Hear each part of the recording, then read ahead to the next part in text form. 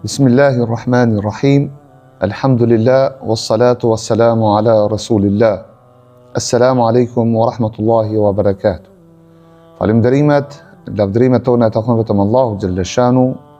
Salavatet dhe selamet tona për Muhammed Mustafa alayhi salatu wassalam, për familjen, shokët dhe gjithë ata që pasuan rrugën e tij deri ditën e gjykimit. Për ju e vëllezër dhe motra, paqja dhe mëshira e Allahut qofshin mbi ju. Pasi që jemi në prag të iftarit në këtë muaj të bekuar të Ramazanit, i lutem Allahut subhanahu wa taala të gjitha ibadetet së bashku me agjërimin, Allahu të na i pranon. Vëllezër dhe motra, këta minuta të cilët i kemi në disponim, në vazhdim, kemi vendosur diçka që shpalosim një fenomen, apo të flasim për një fenomen i cili fatkeqësisht të jemi vetë kritik, pra të pranojmë si besimtar, sot i mungon shumë shoqërisë tonë. Pra bëhet fjalë për një fenomen i cili te Allahu ka peshë të madhe dhe ashtu edhe Muhammed Mustafa alayhi salam e kishte në praktikën e tij, e lavdëronte dhe urdhëronte. Bëhet fjalë për modestinë apo thjeshtësi në Islam. Çfarë roli ka modestia? Çfarë roli ka kjo thjeshtësi tek besimtari? Do të shohim në këto minuta në vazhdim. Në këndvështrimin e arsyes, kisha dashur vetëm të jap një definicion së bashku me ju vëllezër dhe motra, të themi se modestia është cilësi e njeriu që e njeh vlerën e vet, cilësi e të mençurit dhe të urtit.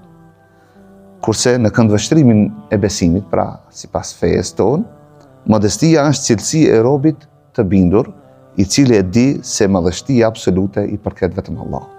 Pra, të dashur vëllezër, të nderuara motra, e pam se rëndësia edhe në definicionin e vet, pra si modesti është një përulje apo një nënshtrim ndaj madhërisë Allahut subhanahu wa taala, që njeriu nuk është pra ai që vendos gjithçka në botë, nuk është ai i cili pra ka në dorën e tij gjithçka në këtë botë. E drejta absolute i takon vetëm Allahut subhanahu wa taala.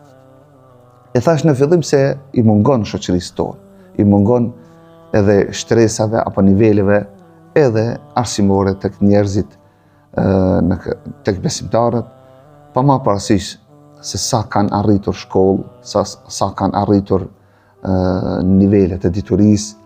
Nëse atyre u mungon modestia, ajo nuk ka vlerë te Allahu edhe te Muhammed Mustafa alayhi salam, por edhe tek njerëzit. E shohim në fjalën e Zotit të Madh në Kur'anin famulart ku Zoti i Madh thot: "Wa ibadur rahman alladhina yamshuna 'ala al-ardi hauna." Sa bukur Allahu e thot. Dhe robët e Allahut, adhuruesit, ata që e adhurojnë Allahun, mundohen të adhurojnë Allahun, të përkushtuar, të përulur. Kush janë? Ata të cilët kur hecin në për tokë, në këtë botë pra, hecin kokën ulur, jo të hapur, jo krahët e hapur, jo kokën lart, pra ndjejnë veten të ulur, të përulur para Allahut subhanahu wa taala. Pra, kjo është një argument i cili neve na shtyn edhe më tepër të përkujdesim për këtë cilësi si besimtar. Pastaj kemi fjalën e Muhammed Mustafa alayhi salatu wassalam, i cili e thot: "Wa ma tawadha'a ahadun lillah illa rafa'ahu Allah." Dhe sa herë që besimtari në emrin e Allahut mundohet të jetë më modest, sa më modest, Allahu subhanahu wa taala atë e ngrit. Pra sa herë që besimtari, ne, vëllezër dhe motra, mundohemi të jemi modest, Allahu na ngrit.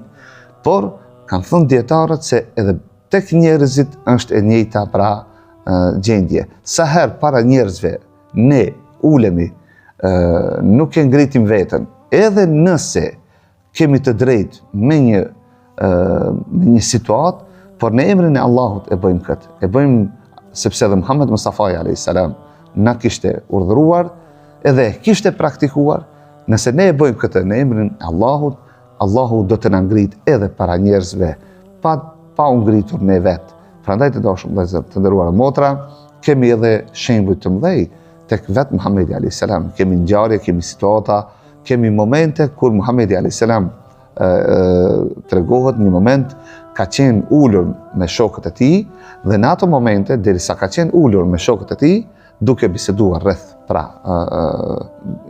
situatës apo gjendjes së besimtarëve, vjen një në atë kohë, deri në atë moment ishte pa besimtar, i cili nuk besonte Zotin, erdhi tek Muhamedi alayhis salam, por çka neve na duhet nga kjo ngjarje, na duhet se ai personi i cili erdhi kërkoi dhe bëri pyetje se ku ishte Muhamedi alayhis salam. Tha, ku është Muhamedi?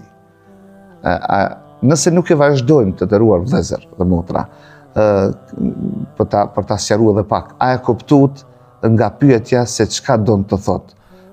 Çka jep në kuptim pyetja e këtij personi i cili erdhi tek Muhamedi alayhis salam ku ishte ulur me shokët e tij, nuk e njihte kush ishte Muhamedi alayhis salam.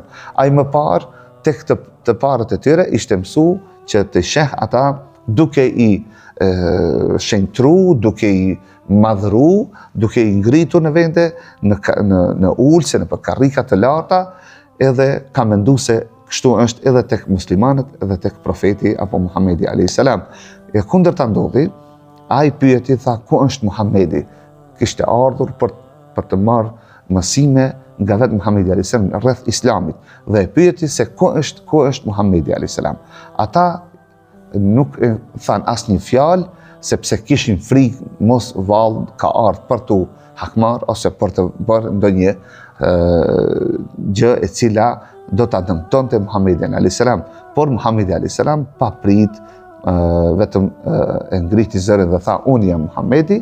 Atëherë tha, si është e mundur Muhamedi ulur në këtë vend, kur unë dëgjova që po flitet për një person i cili është i dërguar i Zotit, është më i madhi këtu në këtë shoqëri, është më i ngrituri, më i shejti sipas atyre, por Muhamedi alayhis salam tha, unë jam njeri dhe unë jam shërbëtor i këtyre besimtarëve. Pra e uli veten para Allahut, e uli veten para besimtarëve, edhe pse kishte në realitet atë post që sinqerisht duheshte të ketë ndoshta një pozitë pak më të lartë. Por kështu na mëson Islami që nëse dëshirojmë të jemi më afër, më të dashur tek njerëzit, duhet të jemi sa më modest, sa më të thjeshtë, vëllezër dhe motra. Pastaj kemi momentet kur vetë Ebu Bekri radiallahu anhu, shoku i Muhamedit alayhis salam, i cili kur u zgjodh për khalife, pra udhëheqës i besimtarëve, kemi shumë situata të Ebu Bekrit, i cili kur të parën ditë kur e mori edhe udhëheqjen në hutbën e parë, ju tha që unë nuk jam më i miri se ju, por ju më zgjodhët mua, jo pse unë jam më i miri për jush. Pra na mëson atë që e kishte mësuar edhe Muhamedi alayhis salam vetë edhe Ebu Bekrin, pra të jemi sa më të thjeshtë, edhe nëse në realitet e meritojmë momentin ose ngritjen.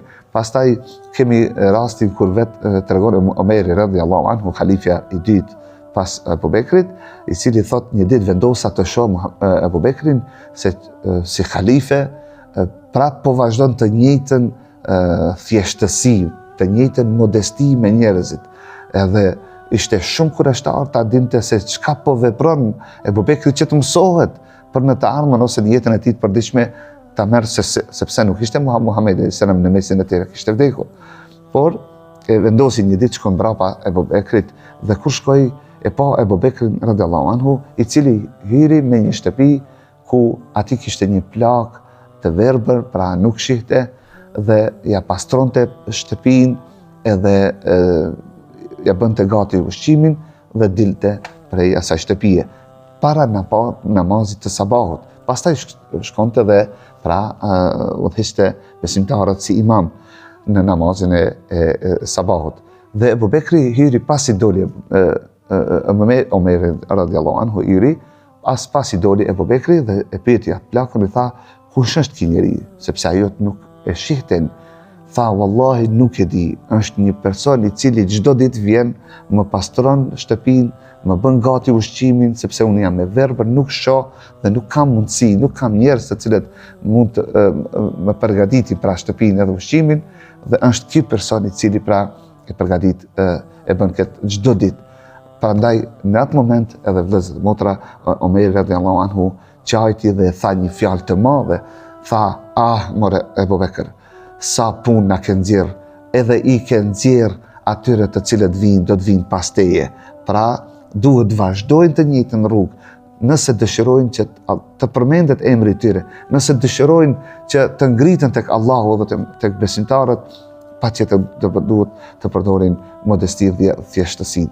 Të dashur edhe të nderuar vëllezër dhe motra, ne kemi edhe kohën të kufizuar, prandaj edhe sinqerisht themi, besoj dhe shpresoj që nga këto pak fjalë të cilët i folëm ne në këto minuta, kemi mësuar dhe sa do pak e kemi hapur derën e këtij fenomeni, pra të modestisë apo thjeshtësisë, që ne si besimtar, nëse dëshirojmë të kemi vlera, të kemi emër te Allahu, të na shënohet emri, njerëz të drejtë, njerëz të mirë, njerëz të sinqertë, njerëz të besimtar të vërtet, duhet që kokën e gjitha cilësive tona t'ja vendojmë me modesti dhe thjeshtësi, sepse kështu ishte pra i dashur jon Muhamedi alayhis salam, ishte profet, njeriu më i dashur te Allahu, më me vlerë te Zoti dhe për krejt njerëzimin, por thjeshtësia ishte ajo e cila e ngriti dhe po vazhdon, edhe do të vazhdon derisa të jetë kjo botë, ky burr të përmendet pra me këtë cilësi. Andaj edhe ne shpresojmë inshallah, sidomos gjatë këtyre ditëve të këtij muaji të bekuar, ta shtojmë këtë cilësi vetvetes tonë, pra të jemi sa më modest, edhe t'i lutemi Allahut që të na shton modestin, të na forcon qëndrimin tonë në këtë cilësi, në këtë vepër, ta praktikojmë këtë në jetën tonë, edhe të jemi të ngritur te Allahu, të jemi të ngritur tek besimtarët, edhe të na përmendet emri për të mirë sa të jemi të gjallë, po pse jo edhe pas vdekjes tonë.